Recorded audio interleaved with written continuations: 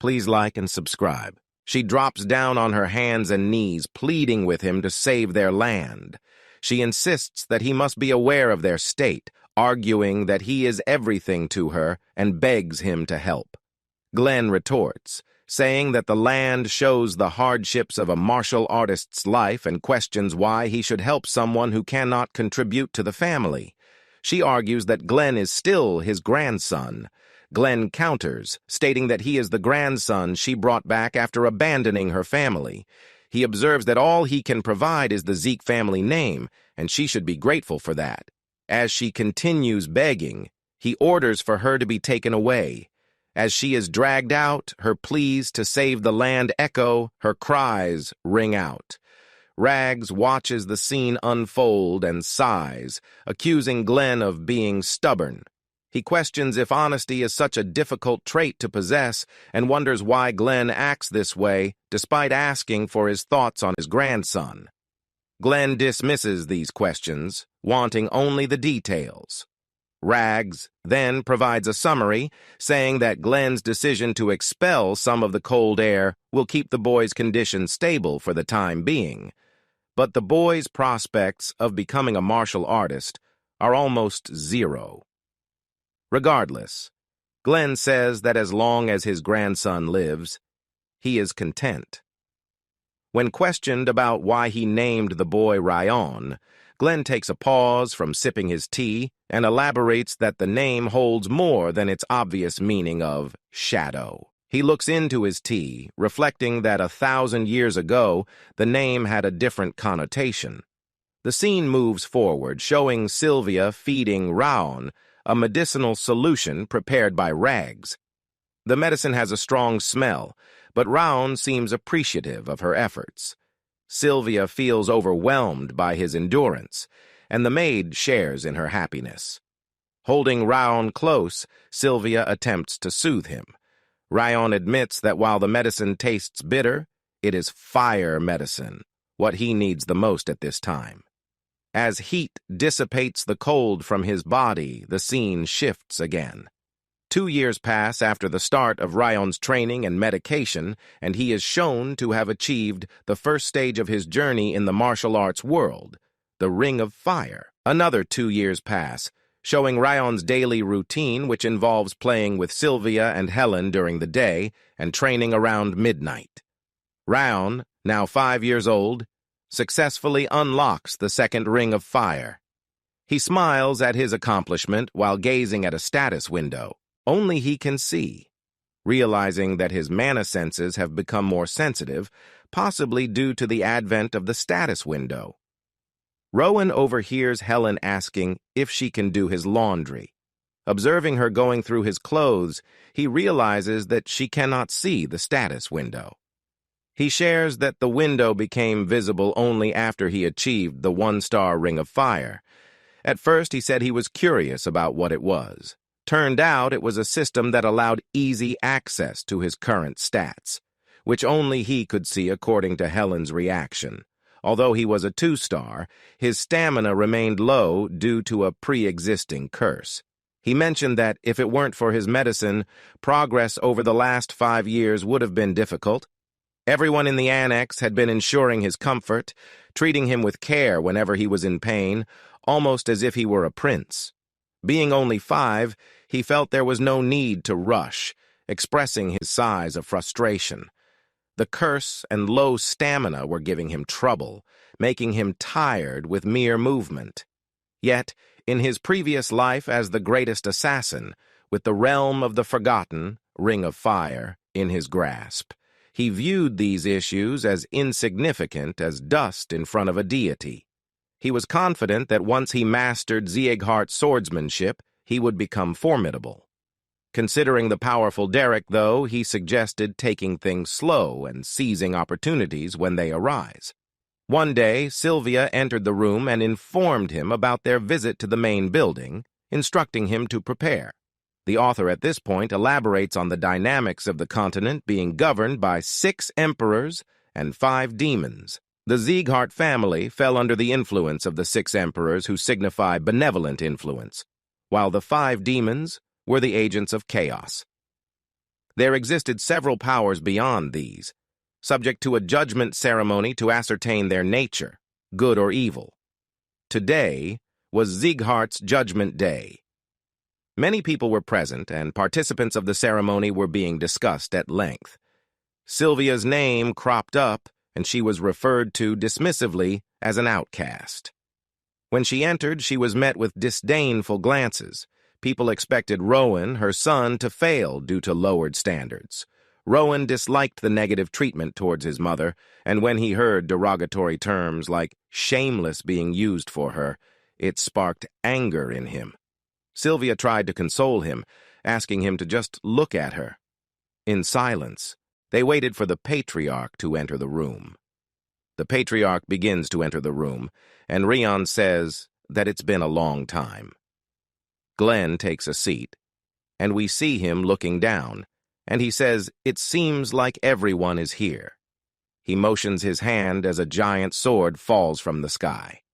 Rion says it's the sword of judgment, and Glenn says it's time for the ceremony to start. He explains that if you put your hand on the stone, the sword determines their monobility.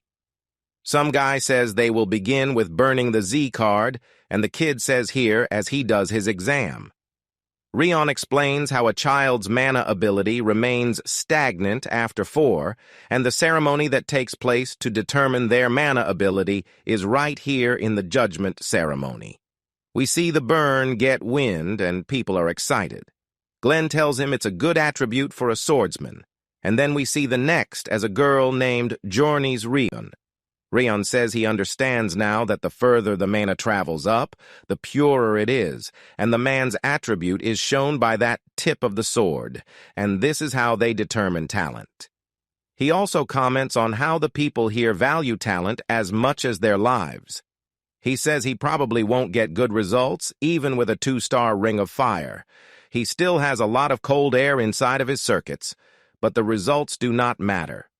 The last person is finally called, and it turns out to be Rion. A wave of disappointment fills the room as Sylvia advises him to proceed. Resigned, Rion concedes, focusing inwardly on his lack of expectations. All he needed was to identify which mana attribute suits him. Sylvia instructs him to follow the example set by the other children.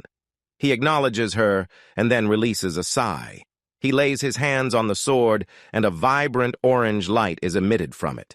He is puzzled and questions the nature of this light. Suddenly his vision shifts, and he finds himself witnessing a childlike drawing of Pokemon. A man stands before them. One of the creatures approaches the man as Rion positions himself directly behind the man.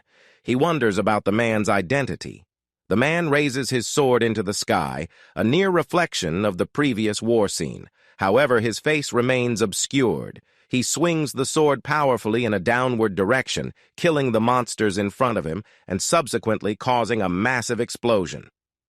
Rion opens his eyes, surprised by the unfolding of events. None of the others had gone through such an experience. Instead, their laughter envelops the room, serving as a derisive commentary on his low aptitude. Glenn regards him with disappointment. His mother attempts to comfort him, assuring him he had done well. The room continues to ridicule him, granting him the small praise of being courageous. However, they diminish this by declaring that he had only inherited his blonde hair and red eyes. Glenn tells him to stop yapping, as it's too loud in here, then orders them all to leave since the ceremony is now over. The randoms keep smiling, and everyone leaves besides Glenn and Alfred. Clint says he guesses it can't be held. While he had no expectations, is that really all there is to landing the sword? It begins to emanate the same war from before. He saw the flashback. Glenn was surprised as the sword erupted with the ore. Glenn is still shocked, then says it's golden like the sun, then recalls a book mentioning how the First Secret's patriarch could display transcendental fire that could even melt the flames of the demon realm. The golden mana and flames were a one-time occurrence throughout the family's history. The mana will shine radiantly like the sun, and it is called golden flames. Glenn wonders what is going on, and from Rowan's point of view, we see that his traits are still not unlocked, and he decides it's time to go for 3 stars on his Ring of Fire.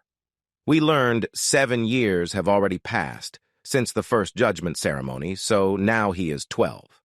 For some reason, the scan later group says 21 math is their strong suit.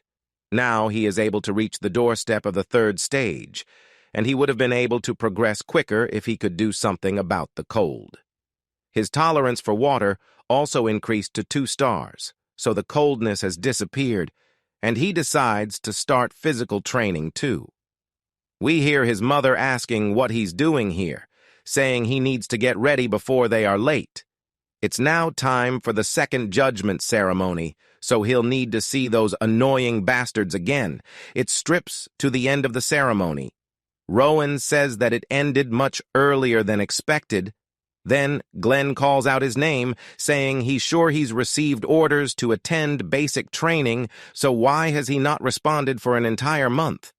Rowan is confused as to what he's talking about, and Sylvia yells, saying he's different from other children as he has too much cold energy to endure the training.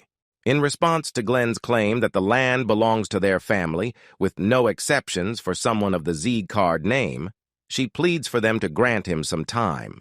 She questions if she'll have to abandon her family once more, taking a child along with her.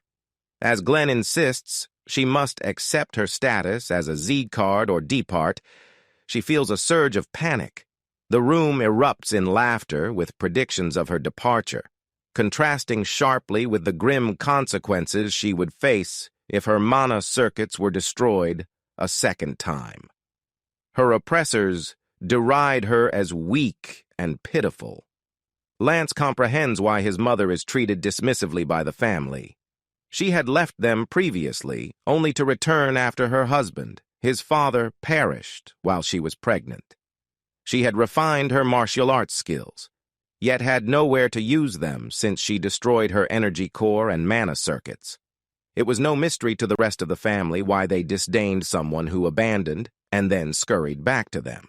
However, this was not how Lance viewed it. He refused to stand by while his mother was belittled. Lance approaches the sword, assuring his mother that he would handle the situation. He reveals that he will begin training next month, as Glenn had decreed, to uphold the family name. The Martial Hallmaster appears doubtful about his ability to endure the training, yet Lance maintains his resolve. Glenn questions if Lance understands the magnitude of his decision. Suddenly, the force of Lance's resolve seems to physically manifest, causing him to bleed and feel as though he's being crushed. A realization dawns upon Lance. Glenn, the King of Annihilation, far surpasses Robert in strength. Sylvia and the Martial Hall Master attempt to urge Glenn for leniency, reminding him of Lance's youth and lack of understanding. Yet Glenn, resolute in utilizing his authority, silences them. A terrified Sylvia rushes to shield Lance, pleading with Glenn to stop the physical effects brought upon by the force. Lance struggles, his face contorted in pain, as he recalls the disturbing memory of living as an assassin, facing death more often than living life. He staunchly rejects surrendering to that fate, determined to emerge from the shadows synonymous with his past life. Clenching his teeth against the pain, he resolves to restore his mother's status. Despite his ignorance about the family's power due to his upbringing in a separate building, Lance remains undaunted on his path, so he would like to learn through training. And he will protect Sylvia as well as the smiles and joy of those around them. Glenn asks if he's saying he will judge the Zeekhart standards through training. Lance says it's the only choice he has. He makes sure the instructor prepares accordingly so he isn't disappointed. Falls over, saying he used to be the best assassin, but now, with his current potential, he will show them all how strong he will become. We see some kids training, and then we are introduced to the other Martial Hall Master, Karun Seacart, saying it wasn't meant to be too weak to even move properly, and someone else is telling him yes, and that it made him overhear the conversations between Rags and the Patriarch, so he is definitely suffering from an illness. Karun says that Lan's body was definitely in an abnormal condition both today and all the other times he's seen him, so how was he able to endure his father's aura? Sylvia was more talented than anyone else, so play some mate into their building and do it quickly and make her report everything that she can find.